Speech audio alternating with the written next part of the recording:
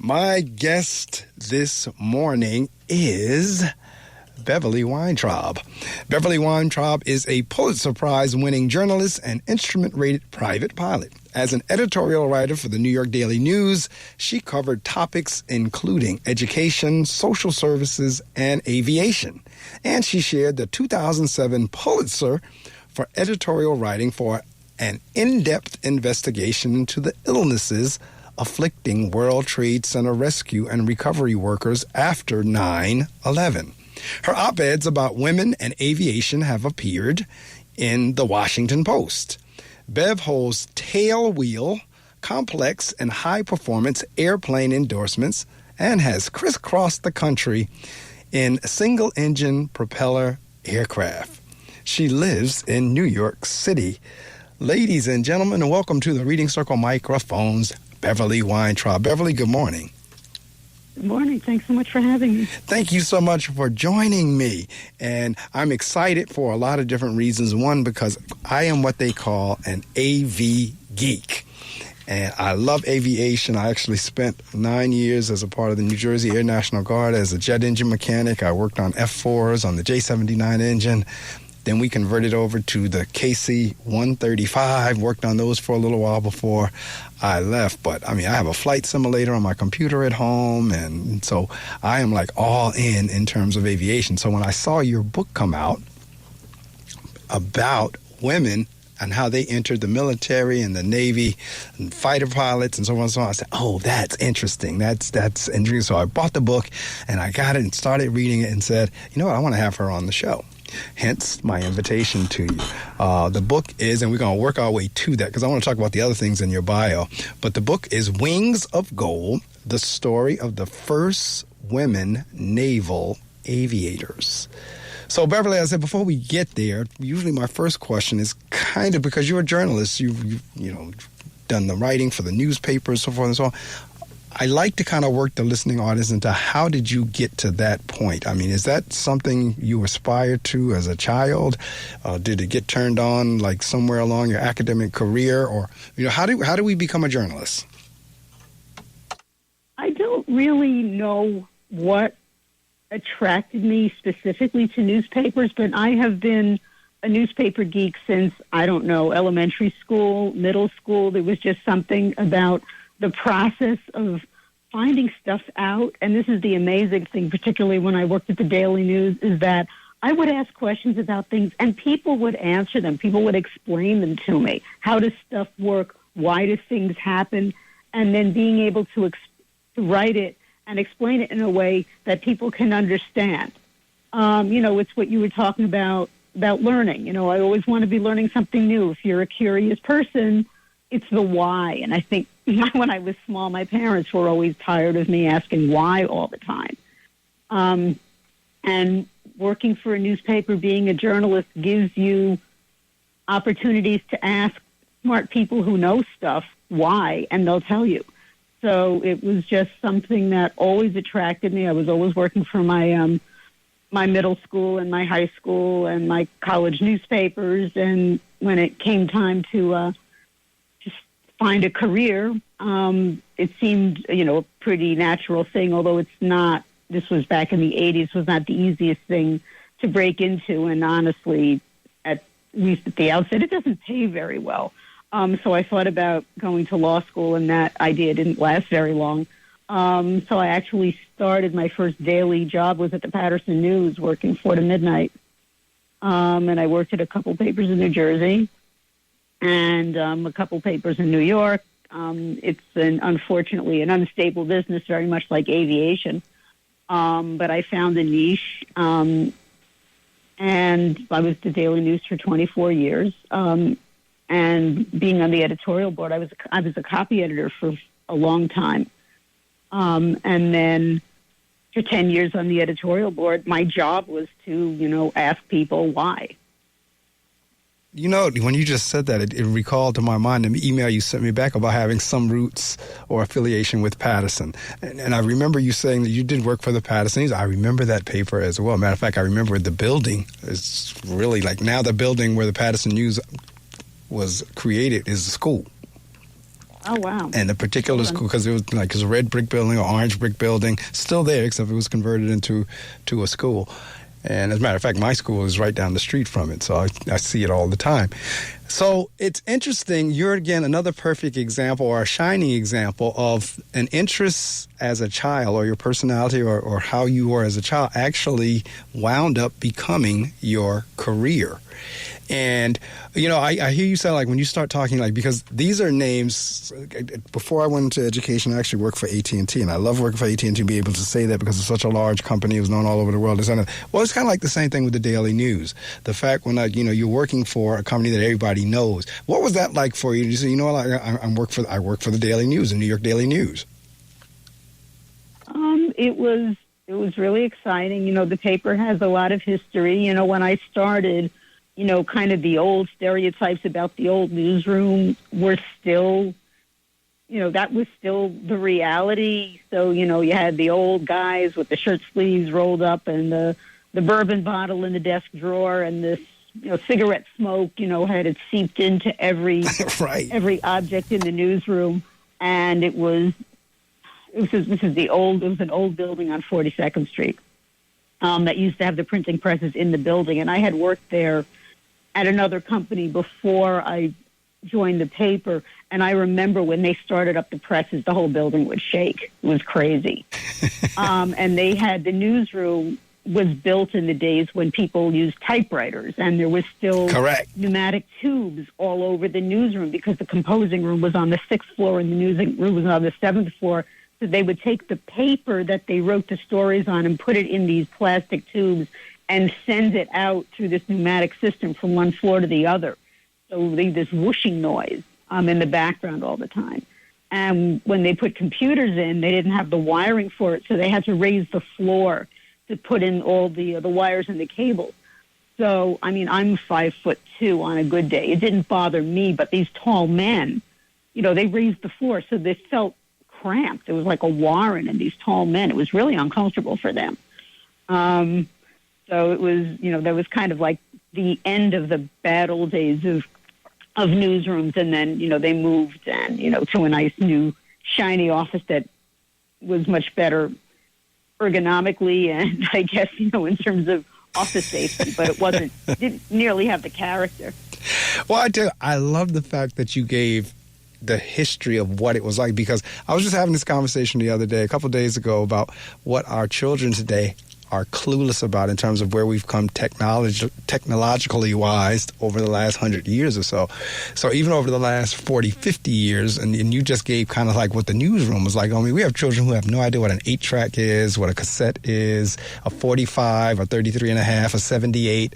They have no idea. So when you started talking about the things in the newsroom, you're going to have kids that work in the industry now that has no idea of what you're talking about. Yeah.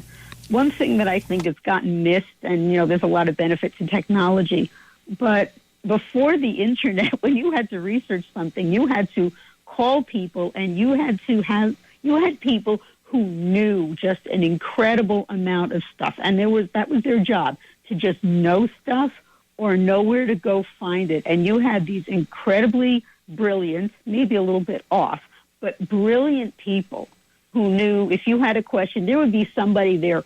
Didn't matter what the question was. There would be somebody there who knew the answer because people just had to know things. Now you can just, type in, 5 keystrokes and look it up, which is great.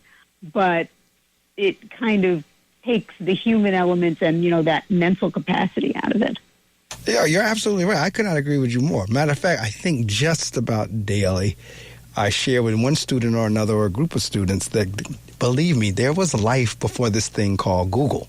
Now, at the same time, as a child, we did not have that thing called Google. So if there ever was a time in terms of access to information and no excuse for not being able to find something, is because of the search engines that you have now that we did not have as children. Because you're right. I remember, going to the library with the Dewey Decimal System and the card catalog, and we were talking about encyclopedias and dictionaries and all these things that truly a lot of our children, again, if you ask them what that is, they would not know. But there is some value, as you said, for the way things were done prior to the, and I love technology. I'm constantly, I'm a techie as well. So I am not against technology, but at the same time, there was some things that were in place prior to technology that were of, I don't want to say better quality, but like you just said, you had people who, like, when you needed to ask a question, you went to that person and they knew what they were talking about. Yeah, one downside I discovered when I was researching the book, because there was a whole raft of historical news stories that I looked at when I was doing the background research, and that when technology really came in the 90s, all these newspapers, and they were newspapers, had to decide everything was going digital. What did it make sense to scan? What was worth preserving? What was of enough importance to spend the time and money to take this thing that had been on paper or on a photograph and scan it and make it digital? And a lot of the materials I was looking at, on the PDF of a microfiche of a piece of newsprint that had been in a library wasn't considered worth saving. So wow. There was this picture, this wonderful picture I wanted.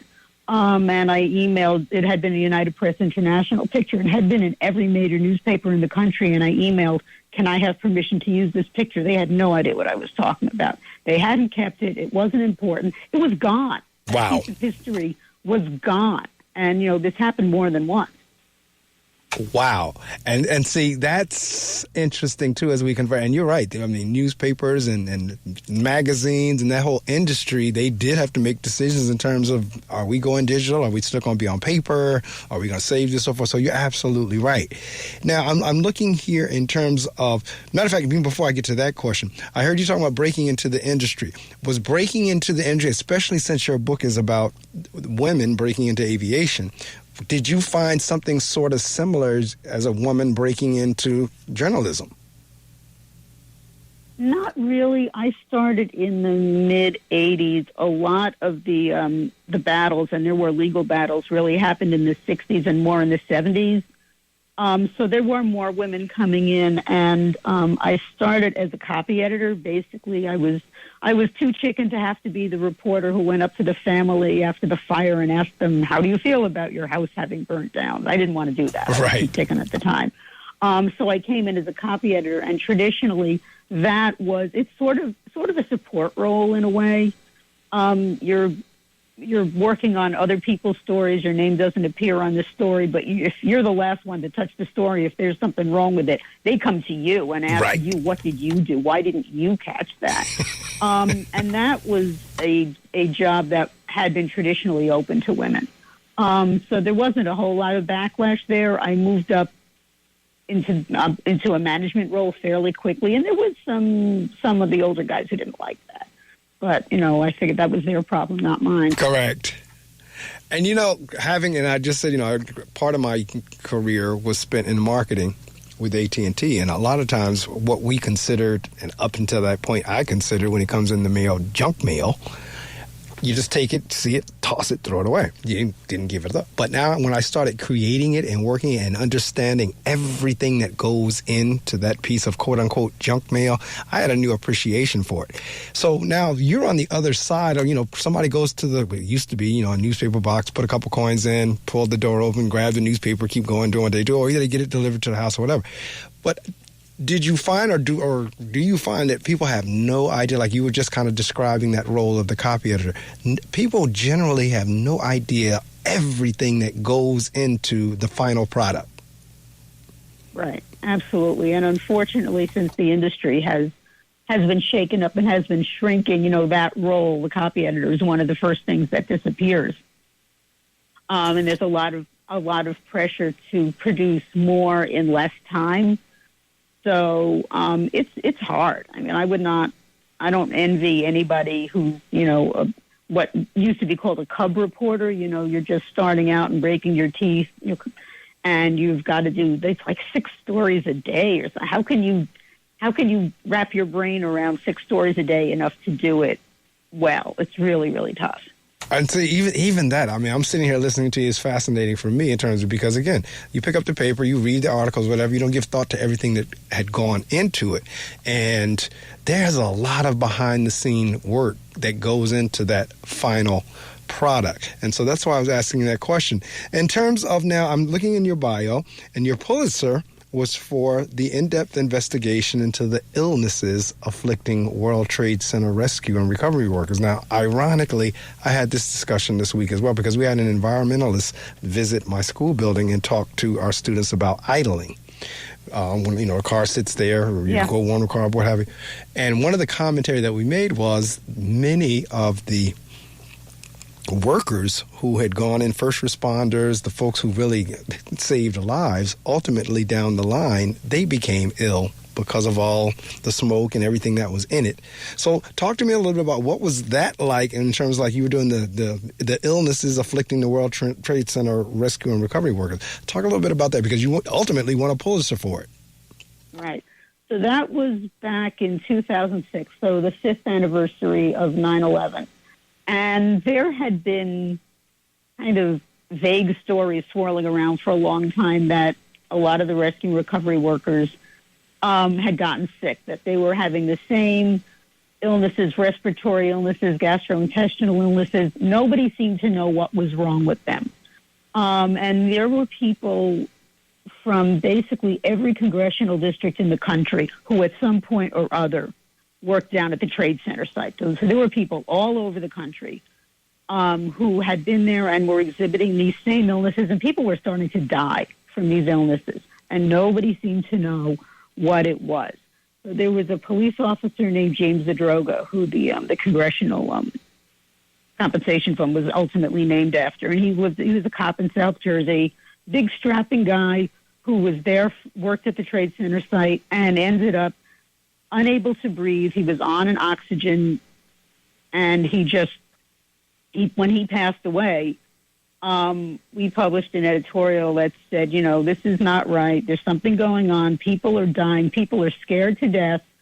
Mayor Bloomberg, figure it out. Tell us what it is. And, of course, there was nothing because no politician wanted to touch this. So my editor pulled me aside and said, well, you know what? If nobody else is going to figure it out, we need to do it. And that's what I did for the next 4 months. There were a couple of small groups of doctors, one at Mount Sinai Medical Center and one in the New York City Fire Department, who understood what the environmental issues were, that everybody was freaked out about asbestos, that asbestos wasn't the problem. The problem was that all the pulverized concrete from the collapsed buildings was alkaline and acted like lye in the body. And if you look at the video of people working on the pile, nobody had a respirator. Maybe they had like a bandana over their faces, but very few people actually had respirators, and the people who had them, they were dangling around their necks. They didn't use them. Correct. So they were breathing this stuff in, and they were swallowing this stuff. And, I don't know if you remember this, what they called World Trade Center cough. That was one of the symptoms of having chemical burns inside the body. And when these rescue workers would go to their doctors would give them antibiotics. But what they needed was steroids because they had chemical burns, but it didn't occur to anybody. And this small group of doctors very early on had gone to the New York City Health Department because they had dealt with environmental issues. Mount Sinai treated a lot of construction workers, and the City Fire Department obviously dealt with, inhalation of smoke and other toxic substances. And they had gone to the City Health Department and said, hey, would you put out an advisory asking, just kind of give doctors a little heads up, hey, if you see a patient with these symptoms, just ask if they worked at the Trade Center. And the city said, no, we're not going to do that because nobody wanted to take responsibility for basically not enforcing workforce safety rules on what was a toxic waste site. Nobody wanted to tell the city firefighters who were, searching for their lost brother firefighters, you have to wear your safety equipment. Nobody wanted to tell them what to do. So nobody enforced, what should have been basic safety rules. Down at the Fresh Kills landfill, which is where the debris was taken, they were wearing moon suits. They were wearing toxic waste suits. But on the pile, nobody had anything, and nobody was making do anything. So this small group of doctors had published a couple of medical studies in medical journals. So I started out reading medical journals, and, I'm not a science person. I don't know what this is.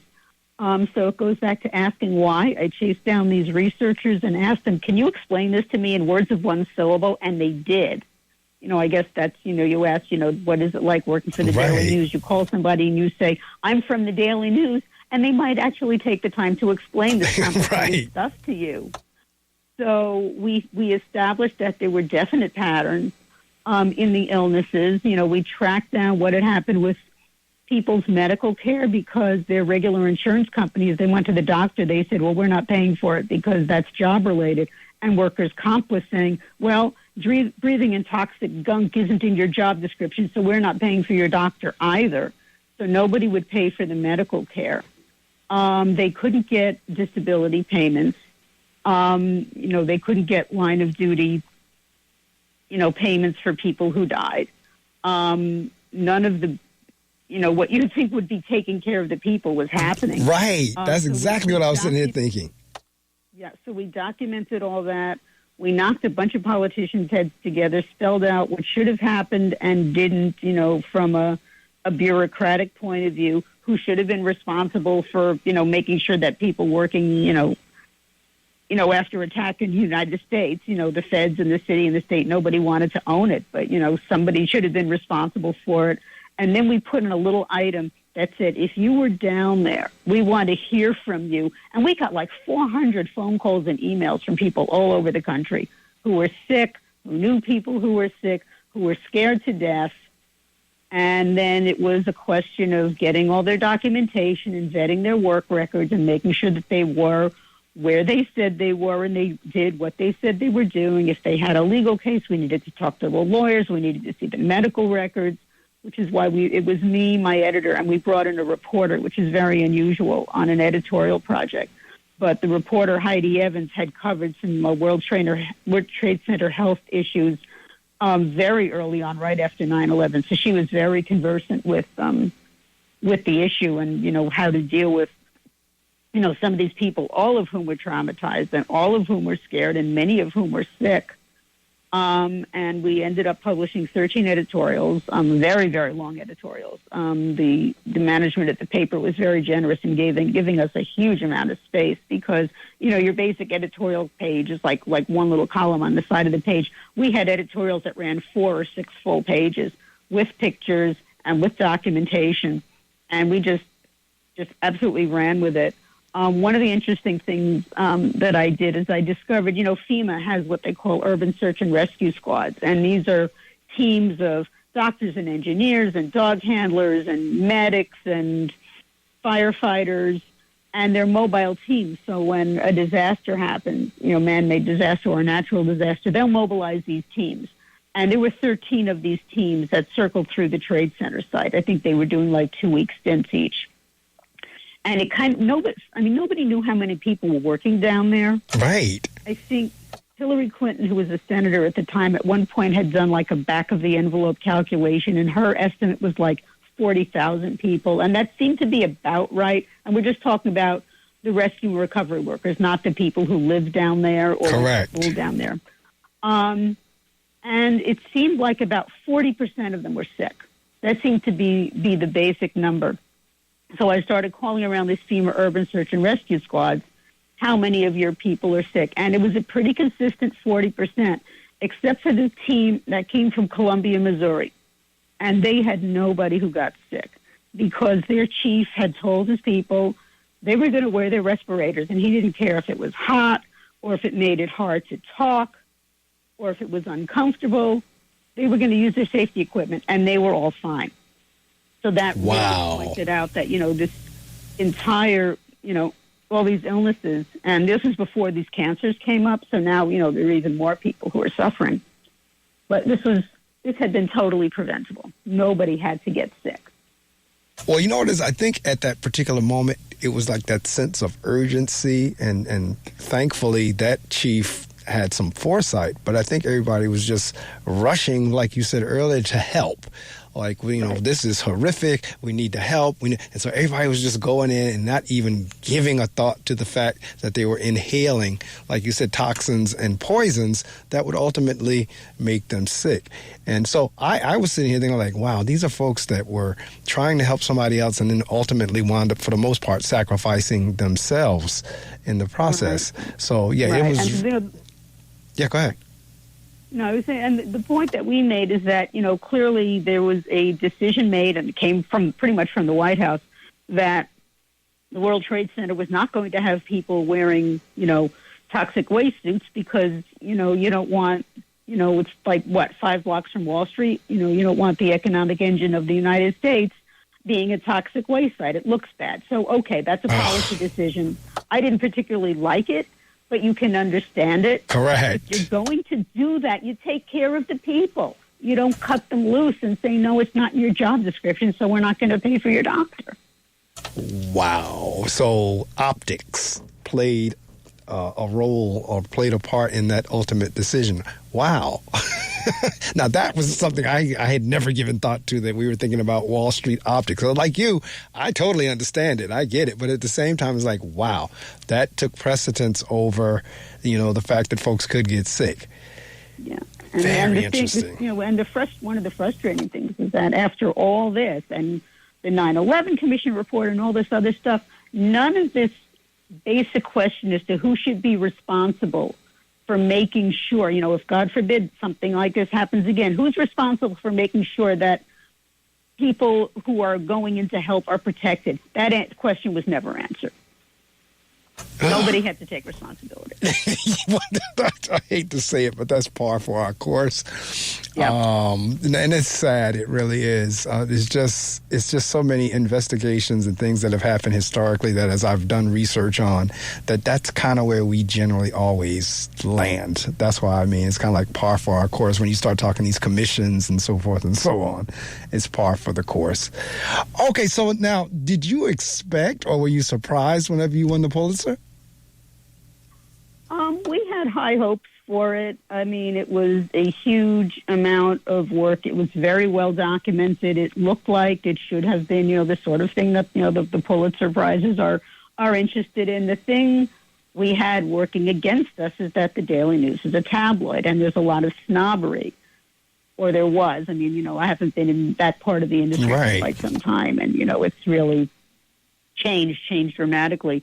But, at the time, there's a huge amount of snobbery that serious papers were broadsheets, the size of the New York Times or the Wall Street Journal, and those are your real newspapers, and the tabloids, the little ones that, people, kind of read on the subway and then throw away, and other people pick them up. They're not really serious. And Daily News had won a Pulitzer on average of once a decade.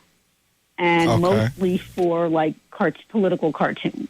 Nothing for, one or two columnists. But other than that, nothing for, this really kind of, serious effort. And from what we were told later, because the way the Pulitzers work is that you'll have what they call a jury panel. So it can be 3 people, it can be 7 people, it can be 11 people, depending on how many entries in each category, who read every entry. If you had $50 and a news clip, you could enter yourself in the Pulitzers. I'm a Pulitzer nominee. You won't get very far, but you can. So you had these jury panels, and at the time, this was before everything went digital, you had to make up these enormous binders with all the entries, all the pages of the entries, and letters of recommendation and documentation, and you have to show that what you did had an impact. And you make these huge binders up, and then you send them in. And the jury panel has to read them all and then make recommendations to the Pulitzer board. These are the 3 entries we think are worthy of consideration in our category, that the board should pick one winner. But this jury panel does the basic vetting, and from what I was told, and when they didn't like it, if they decided that this was not worthy, they would just dump it on the floor, and this thing would hit the floor with a big thud, a big binder. Wow. And I was told that ours hit the floor in like two seconds. Tabloid, throw it on the floor, done.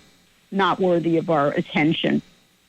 And one of the jury panelists, who I was told was a professor at the University of Texas, picked it up off the floor and basically shoved it under people's noses and said, "Read this." And absolutely. I don't know who that was. This may be apocryphal, but this is the story I heard. And ultimately, it turned out to be one of the 3 recommended finalists in the editorial writing category. Well, what I find interesting, then, and it's interesting you use the term snobbery because I know exactly what you're talking about, but it's interesting that, okay, if that would be the case, you all were willing to take the issue on. The other two didn't. Yeah, and in fact, for some reason, I don't quite understand why, the New York Times very early on had kind of staked out an editorial position that the toxins in the air weren't a big deal, and they actually wrote a couple of stories like trying to refuting what we had found, and it was nuts, and we were reading these things and saying, why are they doing this? This doesn't make any sense. But they absolutely did. They had a stake in like denying that these illnesses were real. And after we won, somebody I had gone to college with who was on staff at the Times called me and said, well, you won it anyway.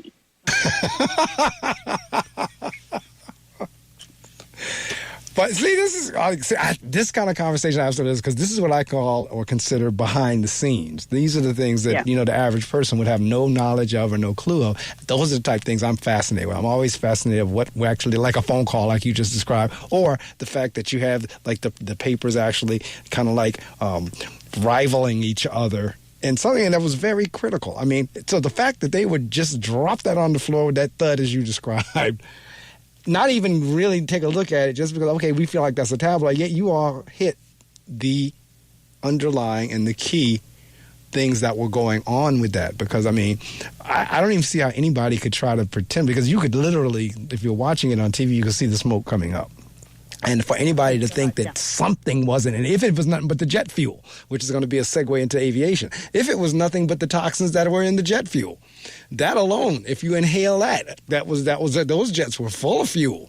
So that got mixed in with everything that was going on as well. Like you said, the concrete and what the towers were built out of everything else. So I don't quite understand why somebody would even, maybe they might not agree, but to just sit there and say, oh, no, that couldn't happen. Well, no, I don't understand. Well, that is interesting because I saw that Pulitzer. I said, oh, good, I'm going to ask about the Pulitzer. And so congratulations on that, even though he's still a Pulitzer. You still have it. It never goes away. And certainly... What they said there are two things that this does. First thing is what the first four words of your obituary are going to be. Pulitzer Prize-winning journalism. And the second thing is that, well, from that moment on, everything you write is written by a Pulitzer Prize winner, and how do you ever measure up to that? Correct. That's absolutely right, but you're right on both accounts because, I mean, that's right there, right off the bat. Interestingly, whenever I sent out our promo piece, because I normally don't do that, I go by, I just put the person's name on there, but I did the same thing. I want folks to know, listen, this is a Pulitzer Prize-winning author here that's coming on with me on Saturday morning. So... talking about aviation, because now, and that's why I asked the question earlier about women breaking into the newspaper industry or the journalist industry. I noticed you did the book about women breaking into the military and fighter pilots and all of that. What kind of sparked that? Was it the interest in aviation that took you there, or where did that come from? Okay, so it happened backwards. The story found me, which is totally weird and doesn't happen. So, as you mentioned, I've written about women in aviation for the Washington Post, and the way that came about is, like as with journalism, I've been fascinated with airplanes since I was 8 years old. First time I flew commercial, it was like, wow, I want to know how this works. This is the coolest thing ever. Right. I told my parents I wanted to learn how to fly, and the look I got from my mother over my dead body. Now, it turns out my father and his whole family were airplane crazy, but he didn't say anything. Right. So I didn't get my license until I was an adult with two kids. But I did get it, and it was, absolutely like a passion. It's the coolest thing going. I agree. It's a gift that you can actually do this. You can take an airplane and go up and see the world. From 3,000 feet. It's absolutely gorgeous. I could not agree more. I haven't gotten my license yet, but it's one of those things on the bucket list. But I have flown a Cessna, and like I said, I have been around the aircraft and the pilots and everything in the military. And so I guess for those of us who like are AV geeks or love aviation, people who don't understand us. But I know exactly the feeling of what you're describing. So one of my former Daily News colleagues works at the opinion section of the Washington Post. So when something would happen about women and airplanes, I get an email from her, hey, would you write something? So I'd written a couple of pieces about women and aviation. And in 2019, Navy Captain Rosemary Mariner passed away. She died of cancer. She was only 65. And she had been the first woman to fly a Navy fighter jet and the first woman to command an aviation squadron. And at her funeral, this was in February 2019, the Navy did the first all-woman missing man formation flyover at her funeral in Tennessee. And this made big headlines. This got a lot of attention. So I got an email that said, hey, would you write something for the Washington Post? So I did. And then a couple of months later, I had an email from an editor at Lyons Press who had seen the column and said, hey, we think this might make an interesting book. What do you think? So for a publisher to approach a writer, especially somebody who's never written a book before, and say, hey, you want to write a book? I mean, that's totally backwards and crazy. But, like, the story just found me, and, like, couldn't really say no. And it turned out that Captain Mariner had been one of this group of 6 women who were the first women officially to go through military flight training. And it was an experiment by the Navy in the early 70s. Women had flown for the Army in World War II. They were technically civilians, and they were basically summarily sent home as soon as the Army didn't need them anymore. And their service records were buried, and they didn't get their veterans benefits until basically the same time in the 70s, when women were really starting to come into the military, and the military service academies, the Air Force Academy was saying, hey, we have the first women pilots, and these grandmas who had flown in World War II said, wait a minute, what about us? But, you know, that was not official standing. And what happened with the Navy was that, and with Vietnam winding down, basically they needed people. They had a huge personnel crisis. They had a huge crisis of morale, and they needed people. The war was winding down, and they figured that men were not going to decide that they'd rather join the Navy and go to sea instead of fighting in the jungle. The Equal Rights Amendment was expected to pass, and women were extraordinarily limited legally in what they were allowed to do in the military and in the Navy in particular. A woman was not allowed to go on a ship. A woman was not allowed to go on an airplane. Until fairly recently, a woman was not allowed to be a commanding officer over men. And they were very, very strict limits on the numbers of women who could become captains. And the Navy was afraid that, well, if the ERA passes, that's all going to be unconstitutional. We better do something. And this admiral named Elmo Zumwalt, who was the chief of naval operations, decided that the answer to many of these problems, and there were many problems of morale because society was changing, the sexual revolution, the civil rights movement, and none of that had changed in the Navy. And, you know, people were not interested in joining the Navy because it was just this, you know, rigid white male bastion. That was just totally out of step with the times, and Admiral Zumwalt decided that he needed to change the culture in a big way, and part of that was to open all these jobs to women. Wow. And that included flight training. So he had what they called Z-grams, which were these messages from the top of the chain of command to everybody in the fleet, and there were like 121 of them. And they addressed these little quality of life issues. They addressed major issues of racial discrimination, and they addressed the role of women. And Z-Gram 116 was called Equal Rights and Opportunities for Women in the Navy. That opened up large numbers of jobs that had been prohibited. And then a couple of months later, growing out of that was that this experiment in we're going to find some women and put them into flight training and see if women can fly military airplanes, which, of course, the WASP, who were the women who flew during World War II, they had proven that, of course, women could do this because they flew like every warplane the United States was able to produce. But this is, just forget about all that. We're going to see if women can fly Navy airplanes. So they found they found 8 people. 4 were officers or officers' trainees. And then they went out and got 4 civilians because they wanted 8 people and they couldn't find 8 people who either qualified or wanted to do this. And then 1 from each group dropped out. So ultimately you had these 6 women, 3 of whom had already been either commissioned officers or 1 was in officer school. And then 3 civilians who were interested in naval aviation, and dropped them into military flight training, Navy flight training in Pensacola, which is difficult for anybody, let alone for women who have never done this before and are dealing with men who really didn't necessarily want them there. Correct. And didn't have the background, and there was no plan for what would happen if they actually got through and then had to be assigned to a billet. And then, oh my God, what happens if they want a second billet after that? Because none of the Navy was set up for women except desk jobs. That was the only thing women were allowed to do, pretty much, was desk jobs. And here you had women who had to wear flight suits and fly airplanes that, were built for guys, and the flight suits were guys, and the helmets were for guys, and the billets, there were no ladies' rooms. Correct. There were no bathrooms, and this became a huge issue. Oh my God, where are we going to have a bathroom for a woman?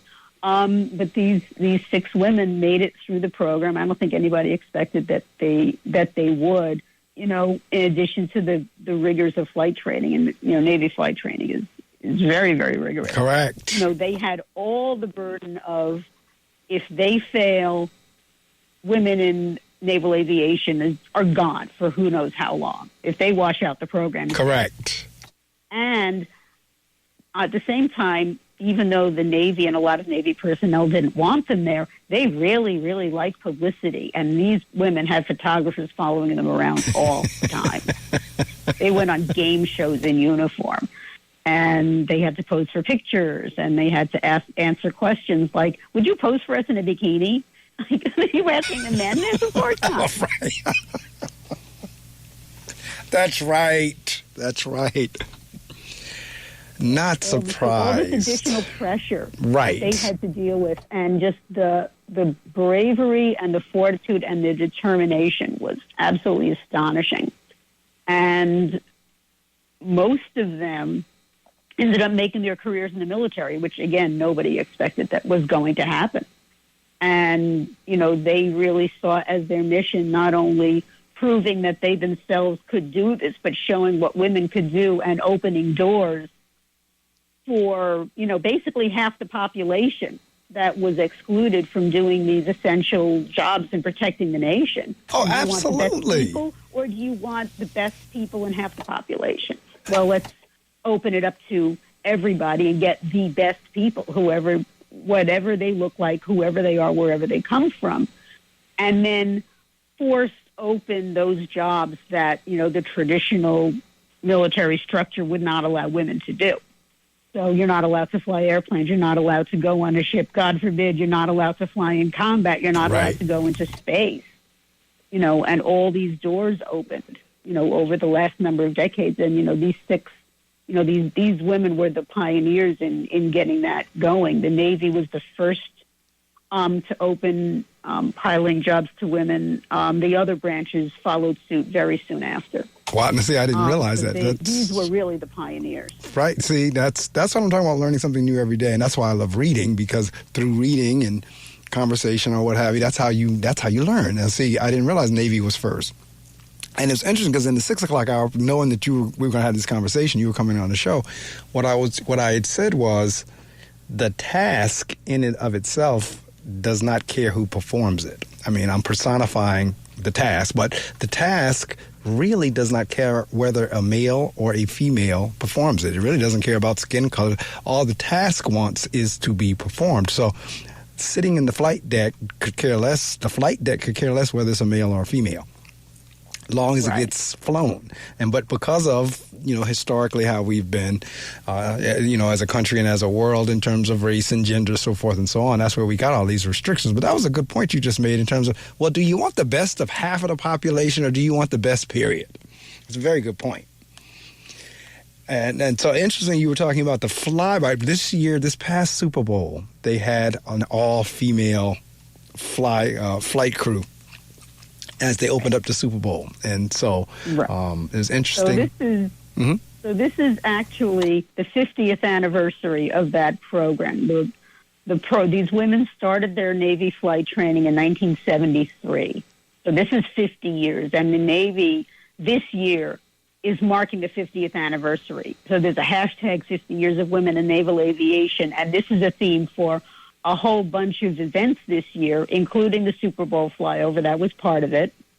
It's also one of those women who did the flyover at Captain Mariner's funeral. Her name is Lieutenant Amanda Lee, is this year just made her debut as the first woman demonstration pilot flying for the Blue Angels. She is Blue Angel number 3.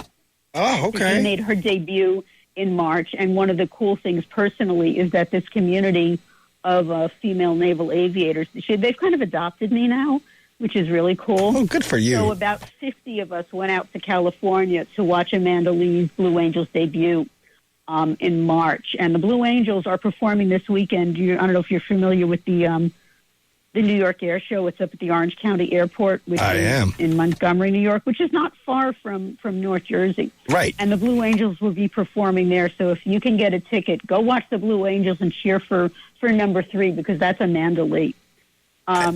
So these, that milestone, she's actually now made Navy history twice in the last 5 years, because she was part of the first all-woman missing man flyover, and now she's the first woman demonstration pilot flying with the Blue Angels. So, this is a big milestone anniversary right now. Right. So what was it like for you? Because you said you had never written a book before. Now the publishing company contacts you, but now you're writing about kind of like two passions in terms of gender as well as aviation. What was that like for you? So it was really, really exciting. And, you're absolutely right. One of the things this editor who asked me to write said was that you better make sure you love the topic, because you're going to be living with it for the next 5 years. And, she was absolutely right. But, this is, two passions that just, combine. So it's been really exciting. It's been a lot of fun. I was able to do it. I mean, the timing just worked out so well, being the 50th anniversary. I didn't really think about that when I started writing the book. But I was able to do it. It only took me a year and a half, which is really, really fast, just because so much had been written about these women at the time. Back in the 70s, there was huge, huge coverage. And this is what I was talking about with some of these historical photos that were not preserved. That was some of what I was looking at, with some of this coverage of these women. Here's the cute blonde, which is, of course, the way the newspapers talked about these women back in the 70s, leaning up against, this T-34 military training aircraft in high heel boots and a miniskirt. I mean, you couldn't ask for a more perfect illustration of like what the time was and what these women were up against. And that picture is gone. I've got the grainiest picture in the book, because that's all that existed. That wasn't considered important. It wasn't kept. It was gone. But just, so much was written about it that all the backgrounding was pretty much done. The structure of the story, was there. And it was a question of, laying out timelines and figuring out what the backgrounding was and what was going on in the country, and then their introduction into the history, the historical forces that were acting on these 6 women and on the Navy, and then the historical changes they brought about.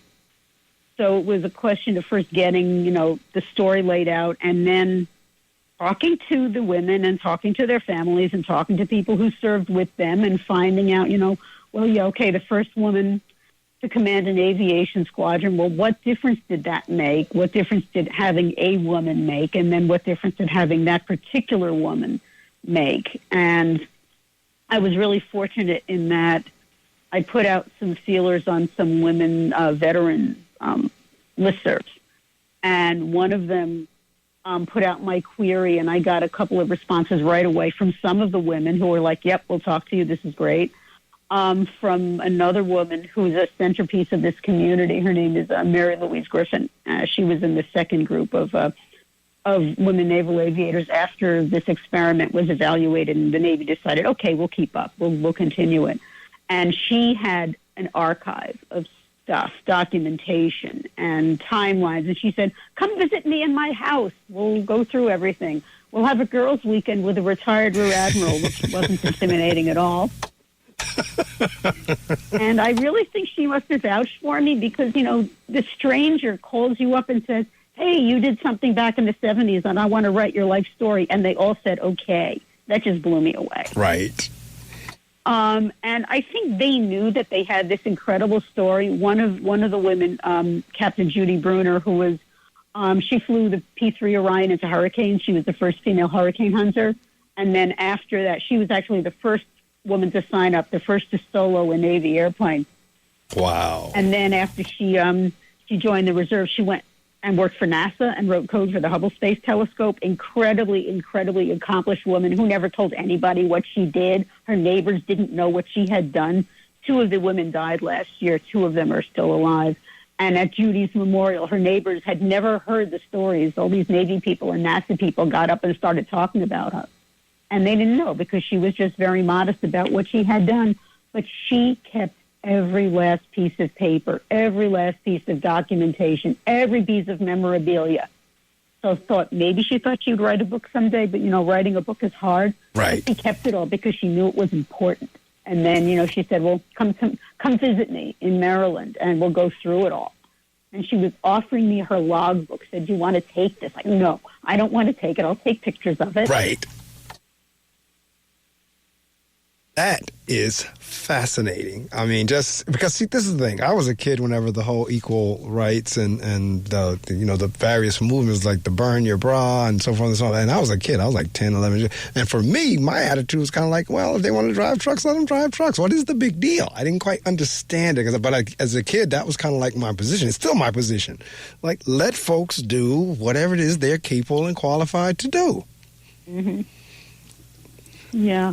I mean, there was some tremendous support that these women got, some from, people who you would hope would support them, some from people they didn't even know, who thought restrictions were ridiculous and let the best people have the opportunities and help them succeed. Other people thought they had no business being there, didn't want them there, made it very difficult for them. Oh, of course. Found all kinds of excuses not to give them the opportunity that the Chief of Naval Operations said they ought to have. So, it was really a constant battle and a constant push and pull. And, that persisted. No, I'm not surprised at that because, I won't shift this and take this politically, but I think a lot of one of the reasons, and there were probably many of various views of why Hillary Clinton wasn't elected president during that time frame was the fact because she was a woman. We don't know if the country is yet, even to this day, are they ready to have the leader be a female? Which again, I'm of the ilk of like, well, why not? I mean, all the rest of the world has one or have had one or what have you. They don't see that as an issue. Why are we so stuck on that? But I honestly believe that was a part of why Hillary did not win, amongst other reasons as well. But I think that was a factor, the fact that she was a woman. Mm-hmm. And so, like, to your point of what you were saying a couple of minutes ago about the folks that don't want them to be there, yeah, that was big as well during that time. And that's what they confronted and had to deal with. It was one thing to have the folks who were in support of you being there, but it was a whole nother thing for all the folks who were doing everything they could for you not to be there. Right. And some of that still persists. So there were 2 things that happened last year that kind of, I think, illustrate how that storyline has persisted, but how it's changed a little bit. So last year, the Navy unveiled its first ever maternity flight suit. Now, Jane O'Day, who was one of the women in my book, she was the first woman to fly the C-130 Hercules. First woman, not the first Navy one, first woman, period. She also became the first military pilot mom. She was expected to just go home when she got pregnant. And she and her husband and a flight surgeon said, nope, He's staying put. She had also been told, she was stationed in Spain. She'd also been told that she wasn't allowed to use the bathroom because there was no woman's room. And so she walked in on some of the male officers, and they figured out how to get a ladies' room there. But then she goes and tells that same CO who wouldn't let her use the bathroom that she's not only pregnant, but she's staying. But she had to, like, create a maternity uniform because there weren't any. And just last year, the Navy unveiled its first ever maternity flight suit. Not combat flight suit, but just flight suit. Because, women are of childbearing age at, their prime flying years. And, to have them cobble together something that doesn't fit properly, if a piece of loose fabric snags on one of the flight controls, that's dangerous. Correct. So why does it take until 2022 to come up with, we need this piece of equipment for, our pilots? It's ridiculous. So that just happened last year. And the other thing that happened last year is that the FAA changed a lot of the language in its official communications. Correct. Taking a lot of the gendered language out of it. My pilot certificate says I'm an airman. Well, I'm not a man, but that's the language, airman.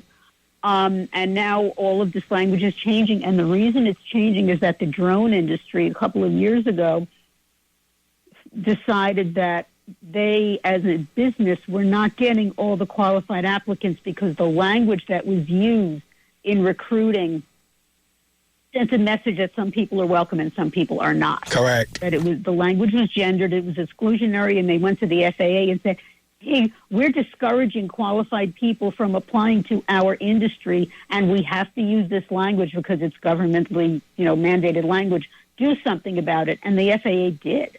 So they're changing the language and changing the culture through the language that's used.